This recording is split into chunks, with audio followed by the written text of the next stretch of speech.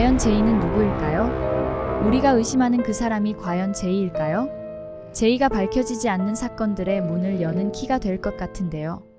오늘은 지옥에서 온 판사의 숨겨진 이야기와 인물들의 비밀을 파헤쳐 보겠습니다.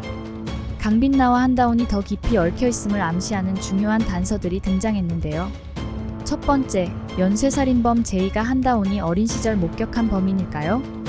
두 번째, 연쇄살인범과 정의원은 관련이 있을까요? 세 번째, 강빛나의 죽음과 부활이 이 사건과 어떤 관계가 있을까요? 안녕하세요, 디무비입니다. 구독과 좋아요는 사랑입니다. 김하영은 강빛나에게 미궁에 빠진 12명의 살인사건에 대해 이야기하죠.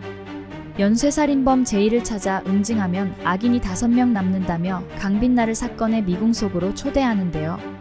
이 사건은 1998년부터 1999년까지 단 2년에 걸쳐 서울 전역에서 5건의 범죄를 저지르며 무고한 시민 12명을 살해하고 증거를 남기지 않고 감쪽같이 사라져버린 연쇄살인범에 대한 이야기를 모티브로 한 것으로 추측이 되는데요. 첫 번째, 제이는 한다운의 가족을 죽인 범인일까요? 제이는 12명을 살해하고 사라진 연쇄살인범으로 당시 사건의 유일한 증인이 어린 10살 아이였죠. 지금은 35살로 추정되는데요. 그 아이가 바로 한다운일 수도 있을 것 같습니다.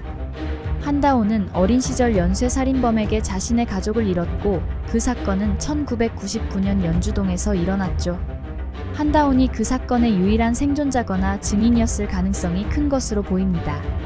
두 번째, 이 사건은 25년 전 일어난 사건이기에 정의원의 아들보다는 정의원이거나 정의원과 가까운 인물일 수 있습니다. 제이는 단순한 살인마가 아니라 정의원처럼 높은 위치에 있는 인물로서 법의 그늘에 숨어 살아남은 인물일 수 있는데요. 정의의 손길이 미치지 못한 곳에서 숨어 있는 것이죠. 이 사건을 강빛나가 맡게 된 이유는 법으로는 처단하지 못한 악을 처단하기 위함인 것 같습니다. 강빛나가 악마적 방식으로 제이를 처단하려 할 것으로 보여지는데요.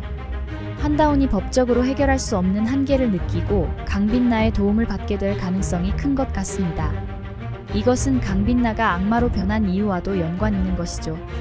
셋째, 강빛나는 판사 시절 법을 통해 정의를 구현하려는 이상을 가졌지만 법의 한계를 깨닫게 되죠. 이것 또한 정의원의 재개발 사건과 연관이 되어 있으며 강빛나의 죽음과도 일맥상통하는 것 같습니다.